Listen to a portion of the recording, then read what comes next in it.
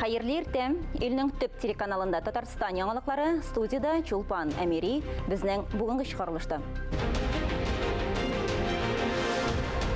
Сәламәт тәндә сәламәт акыл. Апас үзәк китапханәсе район хастаханәсе белән берлектә өлкән буын кешеләре өчен махсус чара үткәрде. Бар күңеллелек бөтен дөньяда. Мусульманнарның иң олы дини бәйрәмнәрнең берсе Ураза гаете узды. Рауза мәчетеннән бәйрәм мизгелләре. Хезмәт батырлыгы шәһәре. Казанда җиңү бәйрәменә туры китереп, махсус һәйкәл ачарга җыйналар. Ул нинди булыр?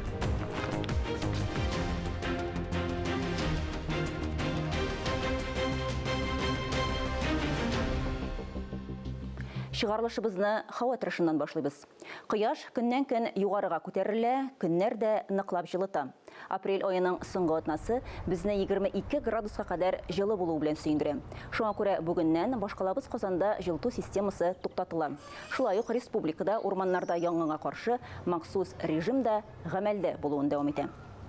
Бүгеннән, ягъни 24 апрельдән 30-на кадәр бөтен дөнья сәламәтлек саклау оешмасы тарафыннан иммунизациясе атналыгы уза.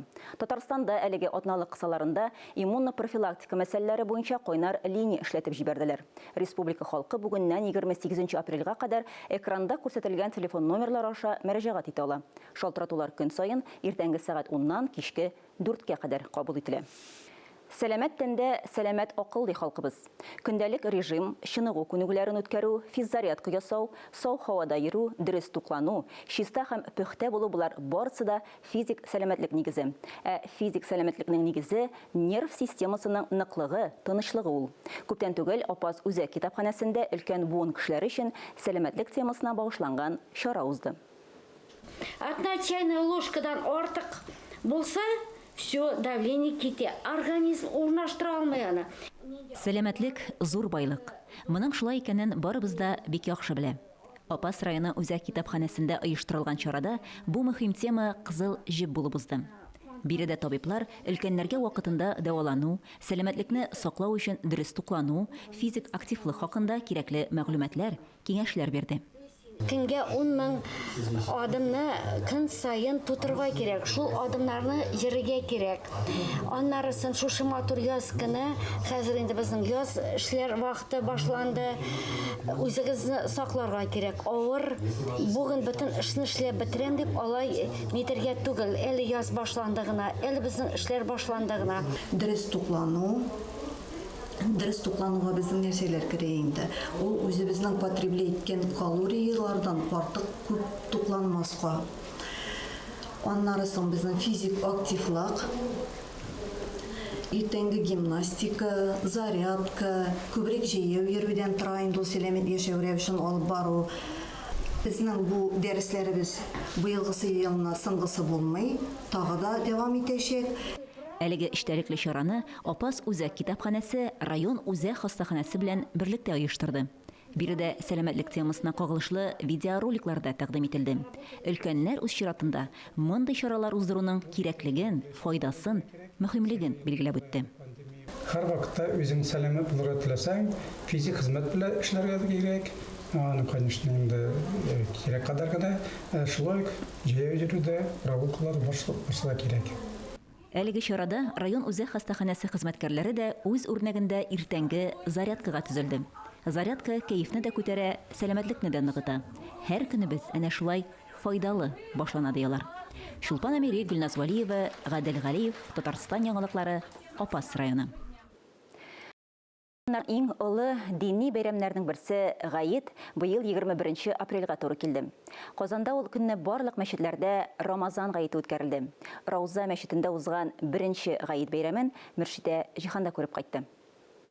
Бар күңеллелек бөтен дөньяда бар бәйрәм бүген. Нәрсәдән бу? Билгеле, бәйрәм бүген дип язган 1908 елны Габдулла Тукай Рамазан гаете көне турында. Дөнья күләм мөселман өммәте сыман ук Рауза мәчетендә дә бу иртәдә бәйрәм рухы тантана итте. Түбәтәен кигән бабайлар, әтиләр, егетләр, малайлар гает намазына ашыга. Әмма нәрсә бәйрәм итүебезгә ачыклык кертик әле. Рамазан айы ул сынаулар айы. Көн сайын Әдәм баласы шул айда үзенең көчсез икәнлеген танырга тиеш. Әнә шул көчсезлегебезне тану өчен ай буе ураза тотып, нәфесебезне тыеп торабыз, аннары бәйрәм итәбез. Гаит көнен Рамазан бәйрәме дип әйтү дөрескәрәк туры килә ди кайбер дин белгечләре. Әмма халык теленә Рамазан ае тамамлану ураза бәйрәме булып кереп калган һәм гасырларны кичкән. Ир кешеләр өчен мәҗбүри намаз. Шуңа күрә без инде малай белән бергәләп килдек. Мәчет бу яңа, безнең өй янында гына ачылды. Шуңа күрә көн саен ураза вакытында инде без монда килә идек. Шуңа күрә бу мәчет безнең туган мәчет кебек инде. Туган кебек якын Рауза мәчетенә бәйрәм намазын укырга, табиб булырга җыенучы студентлар да килгән. Алар Һиндстаннан. Без студентлар, дустым белән Рамазан бәйрәменә килдем. Җәмәгать белән бергә намаз укырбыз, иншаллах. Гаит намазын укырга килүчеләр шактый. Бәйрәм вәгазен сөйләгән арада мәчет шыгырым тулды. Сыймаганнар намазлыгын мәчет тирәсенә җәйде. Ben bu meşhedden işitip bileydim. Bu yıl milletim Ravza meşhedine varayım eli. Benim kızımın ismi de Ravza. Hem namazlıkta min Ravza düşürülgen ne bilen alıp geliyemin.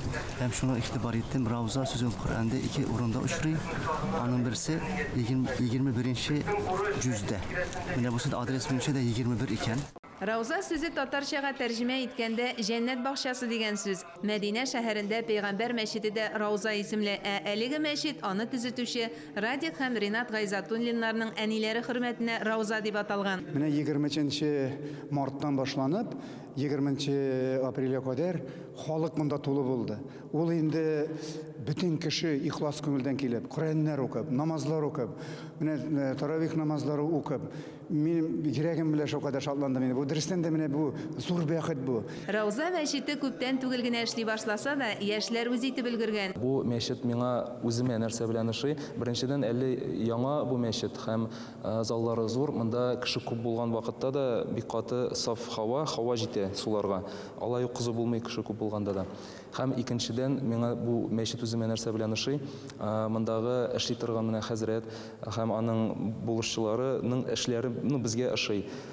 Ник ошый дисәгез, безнең бөтен кеше яшьләр дә, алар да тиешле булганча бөтен берне белеп бетермибез дингә кагылыш шулай бит инде без бөтенебез специалист түгел ул өлкәдә.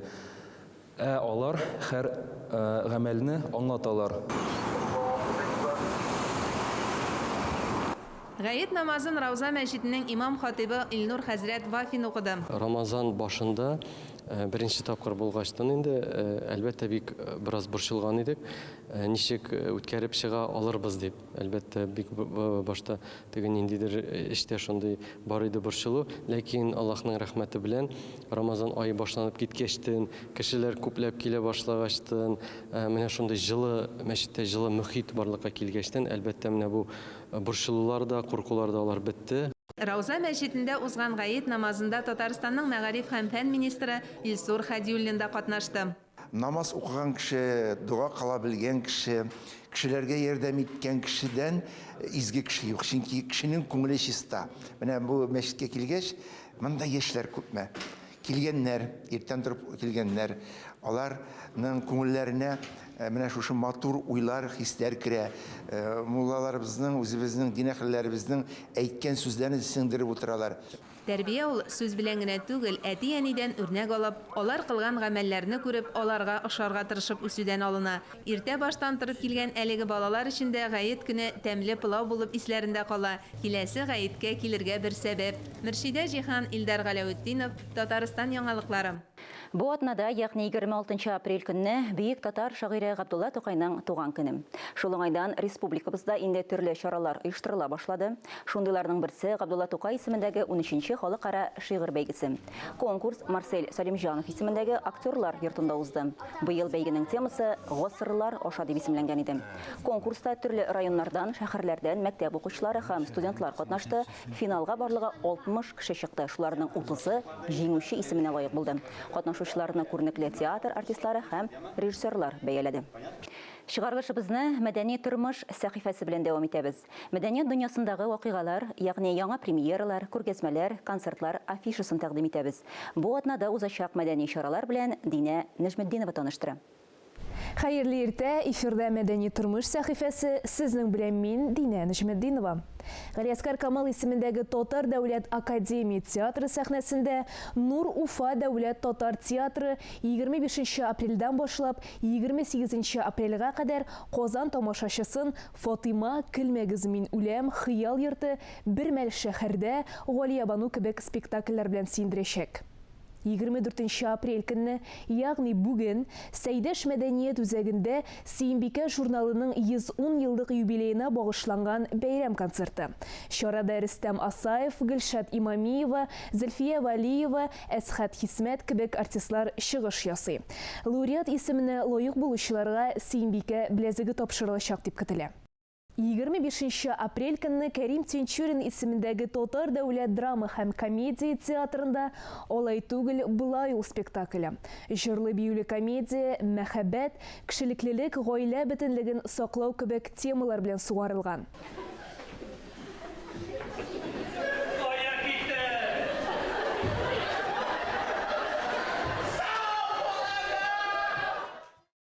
Егерме 29 апрель көнне Әлмәт Татар дәүләт драма театрында Син кайда идең спектакле. Мәхәббәтнең яше юк диләр. Алар бик үк яшь булмаса да бер-берсенә гашыйк булалар. Ләкин күршеләр, хәтта газиз балалар да картларның мәхәббәтенә каршы төшә. Сөйгән ярлар бергә булачакмы? Бу турыда спектакльне карап белерсез.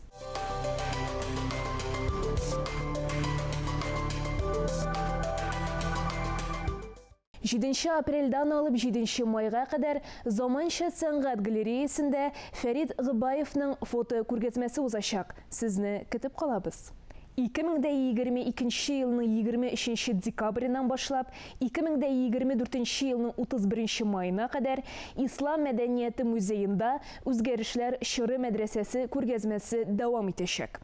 Экспозиция Казан Мөхәммәдия мәдрәсәсенең 140 еллыгына һәм аңа нигез салучының татар дин эшлеклесенең педагог Галимҗан Барудинның 165 еллыгына багышланган. Бу атнага мәдәният дөньясына кагылышлы яңалыклар шулар иде. Үзегезне рухи яктан үстерәсегез килсә, концертларга, спектакльләргә, күргәзмәләргә рәхим итегез. Мин Динә Нәҗметдинова сезнең белән киләсе атнага кадәр сау булашам. Эфирда Татарстан яңалыклары, чираттагы хәбәрләргә күчәбез. Һәр елны Татарстанда һәм татар дөньясында уза торган Мин татарча сөйләшәм акциясе үткәрелә. Бу ел исә Бөтен дөнья татар яшьләре форумы акция кысаларында яңа бәйге оештырды. Татар теле рәисен билгеләячәкләр. Әлеге бәйге турында тулырак актуаль әңгәмә сәхифәсендә Бөтен дөнья татар яшьләре форумы рәисе Линария Мөслимова һәм музыкант Марат Зинхар таныштырыр. Хәерле иртә, хөрмәтле кунакларыбыз. Хәерле иртә, Линария, хәерле иртә, Марат. Линария, Бөтен дөнья татар яшьләре форумы рәисе буларак без инде синнән башлык. Менә быел Мин татарча сөйләшәм акциясе кысаларында яңалык та була дип ишеттек. Татар теле рәисе дигән бәйге чыгардык. Нәрсәне аңлата ул димәк? Социаль шелтерләрдә, ВКонтакте төркемендә Мин татарча сөйләшәм, анда инде бөтен информациясы аның чыккан. Татар теле 2023 хэштегы белән әлеге безнең чараларны яктыртып, үз фикерләреңне язып, үз сәхифәңдә авалар алыштырып, менә шундый бер уйлаганда бик җиңел генә хәрәкәтләр. Әмма ләкин аның өчен дә вакыт кирәк. Менә вазифаларына да тукталыйк әлеге рәис дигән кешенең. Ел дәвамында, 2023 ел дәвамында икенче Мин татарча сөйләшәм килеп җиткәнче, мәсәлән, май, июнь, июль, август айларында, көз, кыш, ул төрле чараларда безнең тарафтан без аңа һәр вакыт билетлар табып торачакбыз. Менә кара, хәзер Камал театрында шушы спектакль, шушы премьера. Син анда булырга тиеш һәм үзеңнең фикереңне язырга тиеш. Үзеңнең аудиторияңа таратып, кеше чакырырга тиеш, мәсәлән, әйме. Шуннан анда берәр татар телле конференция узады укытучылар өчен. Ул да шунда барып, ул бит татар телле рәисе, анда ничек күзәтү ясый, әйе, шундый тагын бер җаваплы татар теле өчен официаль рәвештә кешегә күбрәк булачак. Линария, без хәзер әкренләп инде шулай ук Мин татарча сөйләшәм акциясенең катнашучысы, быел белүемчә алып баручысы була. Маратка күчик. Исәмсез. Марат, син мин татарча сөйләшәм акциясенә менә беренче тапкырынча килеп эләктең һәм бүгенге көндә әлеге акция синең тормышыңда нинди роль уйный? 21 елда беренче тапкыр үз җырларымны шул бәйгегә җибәрдем. Һәм инде сайлауларны үтеп, шул җырларны мин татарча сөйләшәм фестивалендә башкардым. Менә мин татарча сөйләшәм, чыннан да ул бит иҗтимагый хәрәкәт. Аны анда Линария, Марат, Ләйлә оештыра дигән сүз түгел. Бу без үзебез иҗтимагый хәрәкәт буларак, шушы хәрәкәтнең дә үз волонтерлары бар. Ул ел саен алышынып тора, беренче курсларын укып тәмамлап инде кире кайталар артист булып, элек волонтер булып йөргәннәр. Марат очрагында артист булып килгән егет хәзер алып баручы булып кайтты. Ул нәрсәдән тора? Ел дәвамында безнең янда актив булып йөри, башка чараларда катнаша. Менә татарча стендап күптән түгел яңа проект барлыкка килде бит инде ул актив кына Рамил Агдеев татар КВН лигасы юнәлеше белән бергә алып бара. Марат менә анда стендапта юмор иясе буларак үзен ачты һәм ул һәр вакыт менә шушы татар телле тусовкалар янында йөри. Ленария, менә волонтерларга без кирип киттек. Минем белүемчә син бит үзең дә әлеге акциядә волонтер буларак үзеңне башлап җибәргән идең, үзеңнең хезмәтеңне башлап җибәргән идек дип әйтик. Әйе, минем Казанда яшәүемә 11 ел. 2012 елда укырга килдем һәм шу яз көне инде беренче хәрәкәтләрнең берсе ул мин татарча сөйләшәм акциясе. Тугры калып, әле мин үзем чит илләргә дә китеп яшәгән вакытлар булды. Әмма ләкин апрель аен үземнең отпуска белән туры китереп, кайтып, волонтер буларак шулай мин ярдәм итеп йөрдем. Шуның өчен ул минем күңелемдә бик зур өлеш урын ала. Чөнки ул бит студент еллары һәм чыннан да волонтерлык заманнарыннан үземнең минем дусларым, жан дусларым, гаилә дусларым, коллегаларым барлык минем бүгенге көндә Казанда матур тормышымны ясый торган барлык кешене дә мин шу акция белән бергәлектә таптым. Туган теленең кадеры инде синең күзеңдә, синең йөрәгеңдә булуы да сизелеп тора. Ленария чит илләрдән кайтып та әлеге акциядә менә син катнашырга, калырга карар кылгансың бит. Туган телен кадерләгән халык үзе дә кадерле халык булыр дигән теләктә. Марат, Ленария сезнең белән саубуллашабыз. Туган телебездә аралашып, сөйләшеп яшик.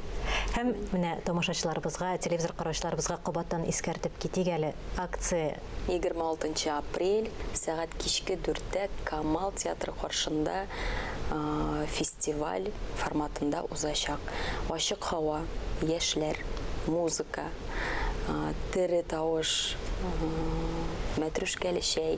Барыгызны да көтеп калабыз. 26 апрель Камал театры каршында. Килегез, барыгыз да килегез. Шунда күрешербез, шунда очрашырбыз. Марат, сиңа яңа эшеңдә зурдан-зур уңышлар телибез. Инде Ленария шулай шушы җаваплы эшендә, туган телебезне саклау эшендә зур уңышлар дип калабыз. Рәхмәт. Рәхмәт, бик зур. Быел Бөек Ватан сугышы тамамлануга 78 ел тула. Бөек җиңүнең шатлыгы еллар дәвамында буыннан буынга, әби-бабайлардан онык-оныкчыларга тапшырылып килә. Сугыш һәм тыл ветераннарыбызның сафлары елдан-ел кими бара. Шуңа да җиңү көнендә генә түгел, аларны һәр даим кадерләп яшәргә кирәк. Бүген сүзебез Бөек Ватан сугышы каһарманы Берлинда Рейхстагка беренчеләрдән булып җиңү байрагы кадаган Гази Захитов турында. Аның тормышы белән Татар энциклопедиясе һәм Төбәкне өйрәнү институты директоры, профессор, академик Искәндәр Гыйләҗев таныштыра.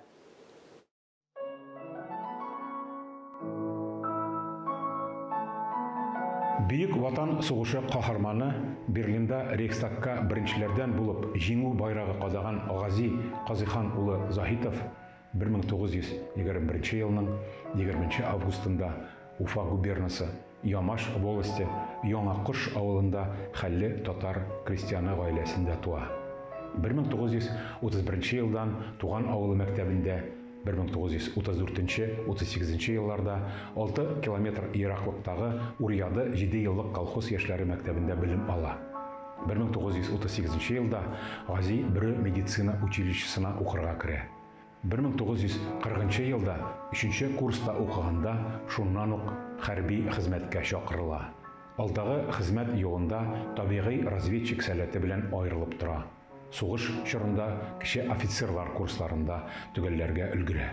Сугышның беренче көннәреннән үк ватанны саклаучылар сафына баскан Гази Захитов артиллерия дивизионының 832-нче бүлегендә разведчик булып хезмәт итә. Геройны бүләкләү кәгазендә Кызыл армияче Захитовның кыю, курку белмәс һәм ватанга бирелгән разведчик булуы ассызыклана. 1945 елның 20 гыйнварында бер үзе дошманның 10 солдатын әсирлеккә алуы да бәян ителә. 1945 елның апрелендә камалган Берлинга өлкән сержант Захитов 3-нче удар армияның 136-нчы артиллерия бригадасы составында бәреп керә. Нәкъ менә шул вакытта командование Рейхстагка кызыл байрак кадау өчен бер юлы берничә һөҗүм төркеме оештырырга карар кыла. 1945 елның 30 апрелендә 22 сәгать 40 минутта Гази Захитов һөҗүм төркеме составында Рейхстаг бинасы өстенә беренчеләрдән булып кызыл байрак кадый. Түбәне төрле яклап утка тоталар. Захитов авыр яралана. Төркем байракка менү юлларын 1 майның иртәнге 5-нә кадәр саклый. 1 майда бөтен төркем Советлар Союзы герое исеме бирелүгә тәкъдим ителә. Әмма 1945 елның 18 майында алар кызыл байрак орденнары белән бүләкләнә.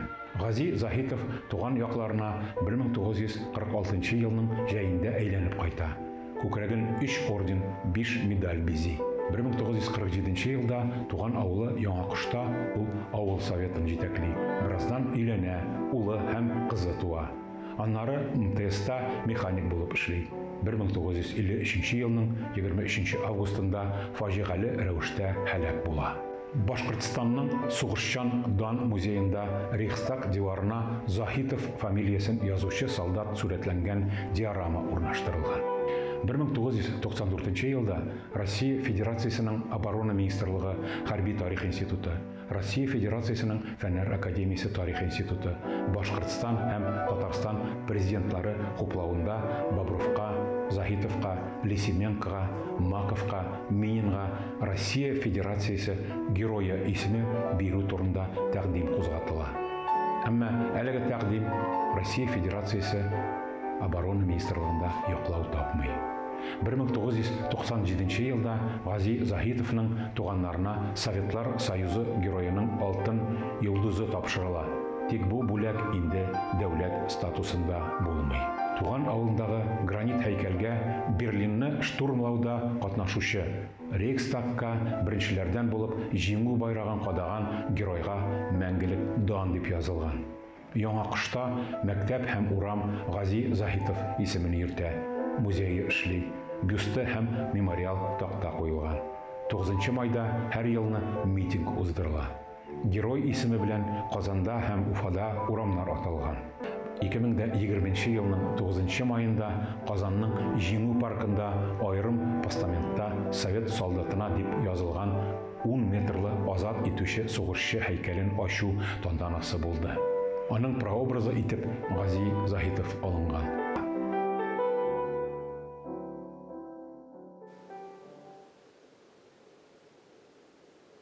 9 майга республика башкаласында Казан хезмәт батырлыгы шәһәре стелласын ачуга әзерлиләр.